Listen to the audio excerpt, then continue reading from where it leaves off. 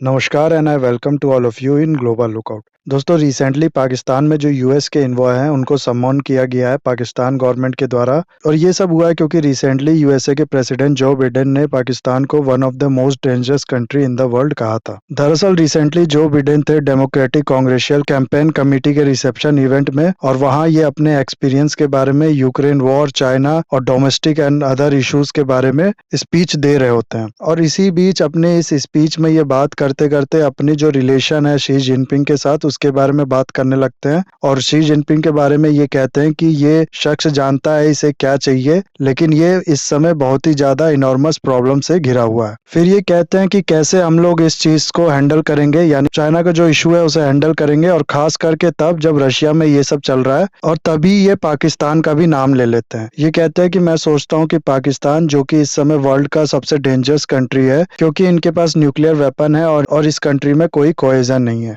तो पाकिस्तान को ये स्टेटमेंट काफी शॉक किया है। पाकिस्तान ने भी फिर इस चीज पे अपना रिप्लाई दिया है। पाकिस्तान के जो प्राइम मिनिस्टर हैं उन्होंने कहा है कि ये फैक्चुअली इनकरेक्ट और मिसलीडिंग स्टेटमेंट है, और उनने इस स्टेटमेंट को रिजेक्ट कर दिया है। पाकिस्तान के प्राइम मिनिस्टर का कहना है कि ओवर द डिकेड जो पाकिस्तान का न्यूक्लियर वेपन है, ये पाकिस्तान ने प्रूव किया है कि काफी सिक्योर है, और पाकिस्तान एक रिस्पॉन्सिबल न्यूक्लियर स्टेट है, और हमारा जो न्यूक्लियर वेपन को मैनेजमेंट सिस्टम है ये साउंडिंग एंड फुल प्रूफ है। इसके बाद पाकिस्तान के फॉरेन मिनिस्टर बिलावल भुट्टो ने अपने एक इंटरव्यू में कहा है कि अगर किसी कंट्री से न्यूक्लियर वेपन की सेफ्टी पे सवाल होना चाहिए तो वो है इंडिया। इनने मेंशन किया है कि अभी कुछ टाइम पहले ही एक मिसाइल इंडिया से मिसफायर हो गया था और पाकिस्तान में आके ये हिट किया था। तो ये चीज काफी ज्यादा सवाल उठाती है इंडिया का जो न्यूक्लियर वेपन है उस पे, ऐसा बिलावल भुट्टो का कहना है। साथ ही साथ इनने ये भी कहा कि मुझे नहीं लगता कि हमने यूएस के एम्बेसडर को जो सम्मान किया है उसकी वजह से यूएस और पाकिस्तान के रिलेशन में कोई करवाहट आएगी। इसके अलावा रिसेंटली इमरान खान जो कि फॉर्मर पीएम थे, उनने भी अपने एक ट्वीट में जो बिडेन का जो ये स्टेटमेंट है इस पे उनको क्रिटिसाइज किया है और इस स्टेटमेंट को कंडेम किया है। इनने अपने ट्वीट में लिखा है कि मेरे पास दो क्वेश्चन है। पहला कि किस बेसिस पे प्रेसिडेंट ऑफ यूएस जो है कि पाकिस्तान का जो न्यूक्स है वो डेंजर है। इनका कहना है कि हमारा जो सिस्टम है वो काफी कैपेबल है। प्लस दूसरा जो पॉइंट ये उठाते हैं वो ये कि हम सबको पता है यूएसए जो है वो खुद इस वॉर में इन्वॉल्व हो चुका है, यानी कि ये सेकेंड वर्ल्ड वॉर की बात कर रहे हैं जब यूएसए ने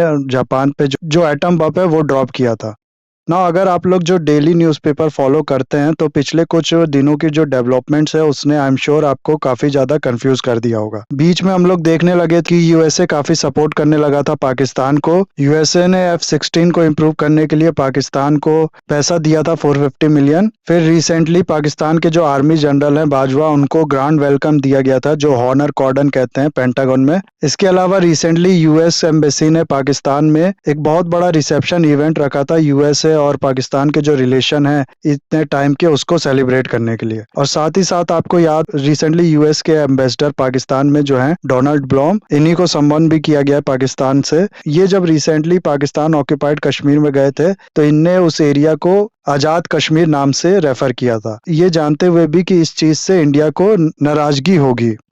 तो हम लोग देख रहे थे कि पिछले कुछ टाइम में यूएसए जो है पाकिस्तान से रिलेशन सुधारने की बात कर रहा था और पाकिस्तान को चाह रहा था कि वो उसकी साइड आए और ये जो बॉन्डिंग है दोनों कंट्रीज में ये इंप्रूव करे। लेकिन अचानक से फिर ऐसी न्यूज आ जाना कि जो बिडेन का पाकिस्तान को सबसे डेंजरस कंट्री कह देना, ये एक तरीके से बहुत बड़ा झटका था पाकिस्तान को और बहुत ही कंफ्यूजिंग चीज थी इस एरिया में जो पाकिस्तान और यूएस के रिलेशंस को फॉलो करते हैं उनके लिए। इसीलिए मैंने आपको भी कहा कि हो सकता है आपको भी काफी ज्यादा कंफ्यूजन हुई होगी पिछले कुछ दिनों की डेवलपमेंट देख। और ये तो कुछ नहीं, इसके अलावा अभी हुआ क्या है कि यूएस के हाउस ऑफ रिप्रेजेंटेटिव में एक रिजोल्यूशन इंट्रोड्यूस किया गया है जिसमें पाकिस्तान आर्मी ने जो एट्रोसिटीज की थी बंगालीज और हिंदूज पे 1971 में ईस्ट पाकिस्तान या फिर आज के बांग्लादेश में, उसको कंडेम करने की बात की गई है और उसे जेनोसाइड डिक्लेयर करने की बात की गई है। तो इन सब इशू के बारे में प्लस क्यों पाकिस्तान को इनने सबसे डेंजरस कंट्री कहा है, क्या इसका न्यूक्लियर वेपन जो है वो वाकई में बहुत ज्यादा पावरफुल है बाकी सभी कंट्रीज से, या फिर कोई और रीजन था इसको डेंजरस कंट्री कहने का, और ओवरऑल जो यूएसए इतने ज्यादा झटके दे रहा है पाकिस्तान को लगातार, इसके क्या कारण है, ये सब प्लस और भी बहुत कुछ आप लोग को मिलेगा जानने को इस वीडियो में। बस आपको एंड तक बने रहना, और अगर वीडियो आपको अच्छा लगे तो लाइक, कमेंट, शेयर, सब्सक्राइब जरूर करना है। सिर्फ जो बिडेन ही नहीं, यूएसए जो है वो काफी टाइम से टेंस है पाकिस्तान के न्यूक्लियर वेपन को लेके। 1998 में जब पाकिस्तान ने न्यूक्लियर टेस्ट अपना शुरू किया था, तभी से इस चीज ने यूएसए को हाउंट करना शुरू कर दिया था। बराक ओबामा ने एक अपनी पुरानी स्पीच में ये कहा है कि यूएसए को जो इस समय सबसे बड़ा थ्रेट है वो ये कि कहीं टेररिस्ट के हाथ में न्यूक्लियर वेपन ना लग जाए। और आप और मैं ये चीज बहुत अच्छे से जानते हैं कि ये दोनों चीज अगर एक ही कंट्री में मिलती है किसी कंट्री में, तो वो है पाकिस्तान।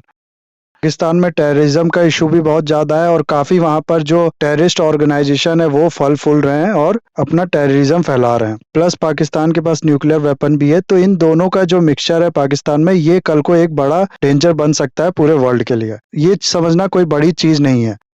उसके बाद यूएसए के former secretary of state Mike Pompeo ने भी अपने एक पुराने इंटरव्यू में पाकिस्तान का जो न्यूक्लियर वेपन है उसको एक बहुत बड़ा थ्रेट बताया था। और ट्रंप के टाइम पे कई ट्रंप के ऑफिशियल ऐसी बातें कर चुके हैं। रिसेंटली जब यूएसए के विड्रॉल के बाद तालिबान ने अफगानिस्तान में पावर कैप्चर कर लिया था, तो कई मिलिट्री लीडर्स और ऑफिशियल्स ने इस चीज को एक बड़ा खतरा बताया था। उनका कहना था कि पाकिस्तान में भी इस तरीके के जो ऑर्गेनाइजेशन है वो इस तालिबान के सक्सेस से मोटिवेट होके ऐसा ही करने की कोशिश करेंगे पाकिस्तान में, जिसकी वजह से यूएसए को खतरा हो सकता है। और काफी थिंक टैंक भी यूएसए के और वर्ल्ड के पिछले कुछ टाइम से इस चीज को प्रिडिक्ट कर रहे हैं।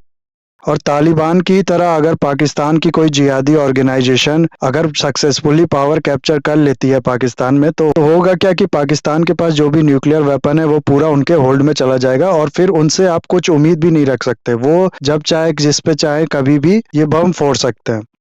इसके अलावा पाकिस्तान जो है ये हमेशा से एक पॉलिटिकली अनस्टेबल कंट्री रहा है। इसके नाम पे एक अलग ही रिकॉर्ड है। आज तक 1947 से लेकर अब तक कोई भी पाकिस्तान का प्राइम मिनिस्टर ऐसा नहीं हुआ है जिसने अपना जो 5 साल का कार्यकाल है वो पूरा किया हो।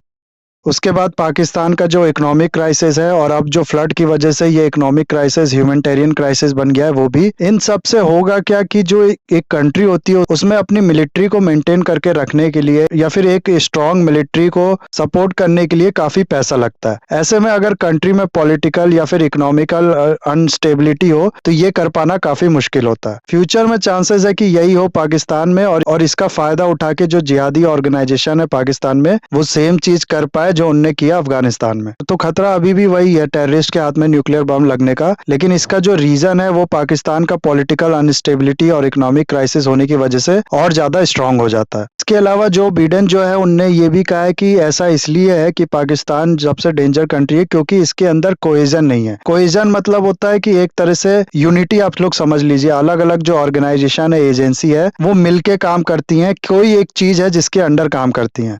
पाकिस्तान का जो केस है उसमें हम लोग देखते हैं कि अलग अलग पावर सेंटर है। मिलिट्री अलग पावरफुल यूनिट है पाकिस्तान में, जो सिविलियन गवर्नमेंट है वो भी है, प्लस जो ये जो जिहादी ऑर्गेनाइजेशन है ये भी है। ऐसे में कभी भी चांसेस है कि जो सिविलियन गवर्नमेंट ये कमजोर पड़ जाए और इसकी जगह मिलिट्री और जिहादी ऑर्गेनाइजेशन, टेररिस्ट ऑर्गेनाइजेशन ये पावर गेन कर ले।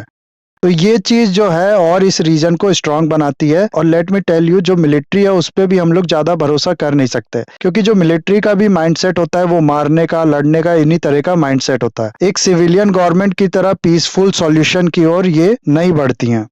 इसके अलावा पाकिस्तान की जो हरकत है उसको हम लोग जानते हैं। पाकिस्तान ने पास्ट में जो है डायरेक्ट अटैक भी किया है इंडिया के पास और फिर प्रॉक्सी के थ्रू टेररिज्म भी फैलाया है इंडिया में। ऐसे में होगा क्या कि अगर फ्यूचर में भी पाकिस्तान ऐसा करता है और फिर इंडिया जो है फिर रिटेलिएट करता है या फिर फुल स्केल वॉर शुरू हो जाता है इंडिया और पाकिस्तान में, और उस केस में पाकिस्तान अगर हारता है तो उसमें भी हार के फ्रस्ट्रेशन में भी पाकिस्तान जो है न्यूक्लियर बम यूज कर सकता है, या फिर पाकिस्तान की मिलिट्री जो है अपने कंट्रोल में सब कुछ लेके न्यूक्लियर बम का इस्तेमाल कर सकती है। ये भी एक बहुत बड़ा रीजन होगा जो बिडेन का ये कहने का कि पाकिस्तान के जो न्यूक्स हैं वो खतरनाक है, पाकिस्तान जो है वो डेंजर कंट्री है। इसके बाद अगला रीजन है पाकिस्तान की लगातार धमकी। पिछले कई टाइम से मैं कहूंगा कि पाकिस्तान में जो है एक अच्छी लीडरशिप या फिर एक समझदार लीडर नहीं आया है। यहाँ के जो पीएम होते हैं या फिर लीडर्स होते हैं, नेता होते हैं, ये काफी इमेच्योर स्टेटमेंट देने के लिए जाने जाते हैं और काफी मूर्ख तरीके की बातें करते हैं। इमरान खान जो कि फॉर्मर प्राइम मिनिस्टर रह चुके हैं पाकिस्तान की, ये एक नहीं कई बार ऐसा कहते हुए सुनाई दिए हैं कि कल को अगर हम लोग पे हमला होता है तो हम लोग मजबूर हो जाएंगे न्यूक्लियर वेपन का यूज करने के लिए, क्योंकि हमारे पास न्यूक्लियर वेपन है और इसका अगर हम लोग यूज करेंगे तो इसका जो कॉन्सिक्वेंसेस होगा वो सिर्फ हम दोनों यानी इंडिया और पाकिस्तान के बॉर्डर तक नहीं सीमित रहेगा, बल्कि कि पूरे वर्ल्ड तक इसका कॉन्सिक्वेंसेस फैलेगा। ऐसा ये यूएन में भी कह चुके हैं और कई बार ऐसी जगह पे न्यूक्लियर बम इसका जिक्र कर चुके हैं। और सिर्फ पाकिस्तान के प्राइम मिनिस्टर ही नहीं, बाकी भी जो मिनिस्टर्स होते हैं वहां पर, वो भी अक्सर इसका नाम लेते हैं और इसके अटैक करने की बात करते हैं। इतना जो धमकी है वो नॉर्थ कोरिया भी नहीं देता यूएसए को, जितना पाकिस्तान देता है न्यूक्लियर बम का इंडिया को। इन्हीं सब रीजन की वजह से पाकिस्तान जो है वो वर्ल्ड का ट्रस्ट खो चुका है। जो वर्ल्ड पाकिस्तान को बिल्कुल एक सेंसिबल कंट्री के नजर से नहीं देखती है, और यूएसए भी इस चीज को जानता है, इसलिए वो भी पाकिस्तान पर शक करता है। उसके अलावा अब जो सवाल है वो ये होना चाहिए कि जब यूएसए जानता है कि पाकिस्तान की ये हालत है, तो ऐसा तो है नहीं कि यूएसए को ये चीज अभी पता लगी है, या फिर पाकिस्तान के पास जो न्यूक्लियर बम है वो अभी आया है। पाकिस्तान के पास भी न्यूक्लियर बम काफी टाइम से है, और यूएसए भी बहुत टाइम से ये जानता है कि पाकिस्तान जो है वो टेररिस्ट को सपोर्ट करता है या पालता पुलता है। तो क्यों यूएसए इतने टाइम से पाकिस्तान की हेल्प कर रहा था, या फिर जो पुरानी बातें उसको अगर हम लोग छोड़ दे, तो क्यों अब यूएसए पाकिस्तान की हेल्प कर रहा है F-16 को अपग्रेड करने के लिए। और रिसेंटली ये जो कश्मीर के मामले में यूएस के एम्बेसडर ने ये कहा है कि पीओके को आजाद कश्मीर कहा था, या फिर रिसेंटली जो झुकाव था यूएसए का पाकिस्तान की ओर, ये क्यों था। तो एक जवाब जो यूएसए देता है F-16 को लेके, वो कहता है कि ये चीज हम लोग ऐसा कर रहे हैं ताकि इनकी जो मिलिट्री है वो कमजोर ना पड़े टेररिस्ट के सामने, और टेररिज्म से लड़ने में पाकिस्तान को मदद मिल सके। लेकिन इस मेहरबानी का जो रियल रीजन है वो अगर मैं आपको बताऊं, एंड ऑफ कोर्स ये कहीं लिखा नहीं है, मेरे को जो लगता है मैं वो बता रहा हूँ, कि यूनाइटेड नेशन जनरल असेंबली में रिसेंटली वोट होने वाला था रशिया और यूक्रेन का जो इशू है उसको लेके, जिसमें रशिया को क्रिटिसाइज किया जाना था। उसने जो यूक्रेन की ये जो ईस्टर्न पार्ट वाली टेरिटरी है इसको कैप्चर कर लिया। इसलिए इस चीज में यूएसए चाहता था कि पाकिस्तान रशिया के अगेंस्ट वोट करे, यानी रशिया को क्रिटिसाइज करने के फेवर में वोट करे, लेकिन ये वोटिंग होती है और पाकिस्तान जो है इस पे अब्सटेन कर लेता है। तो अब ये कह लीजिए कि इसी गुस्से की वजह से, या फिर अब जो वोटिंग है वो फाइनली हो गई, तो अब यूएसए को काम नहीं है पाकिस्तान का, उसकी वजह से यूएसए का जो गुस्सा है या फिर जो रियल बिलीफ है यूएसए का पाकिस्तान को लेके, वो सामने आ रहा है। खैर अभी तो ये कुछ भी कह पाना इतना ज्यादा सही होगा नहीं, क्योंकि सिर्फ एक दो इंसिडेंट से दो कंट्रीज के बीच में क्या चल रहा है उसको डिसाइड कर पाना ठीक नहीं होता।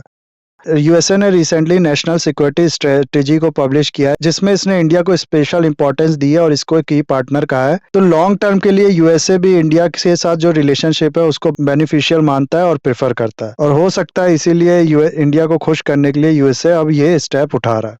इन सब के अलावा रिसेंटली हुआ क्या है कि यूएसए की तरफ से एक और झटका लगा है पाकिस्तान को, और यूएसए के हाउस ऑफ रिप्रेजेंटेटिव में एक रिजोल्यूशन इंट्रोड्यूस किया गया है रो खन्ना और स्टीव चैबोट द्वारा। इसमें जो पाकिस्तान आर्मी ने एट्रोसिटीज की थी ईस्ट पाकिस्तान में 1971 में हिंदूज और बंगालीज पे, उसको कंडेम करने के लिए कहा गया और जेनोसाइड डिक्लेयर करने की बात की गई है। तो ये एक और झटका था यूएसए की तरफ से पाकिस्तान को। आगे हम लोग देखते हैं इसमें क्या डेवलपमेंट होगी। बहुत टाइम से बांग्लादेश ऐसा चाहता था कि पाकिस्तान एटलीस्ट उसने जो किया उसके लिए सॉरी तो बोले, एक ऑफिशियल माफी तो मांगे उससे, और इसी के लिए काफी टाइम से एफर्ट कर रहा था बांग्लादेश, और उसी का ये नतीजा है। तो लेट्स सी क्या होता है इस चीज में आगे। जैसे ही इससे रिलेटेड कोई नई न्यूज आएगी हम लोग डिस्कस करेंगे उसके बारे में भी। अभी इस वीडियो को हम लोग यहाँ खत्म करते हैं, और आई होप आपको ये वीडियो अच्छा लगा होगा। इसे लाइक कमेंट शेयर सब्सक्राइब जरूर कीजिएगा। That's all, have a nice day, take care.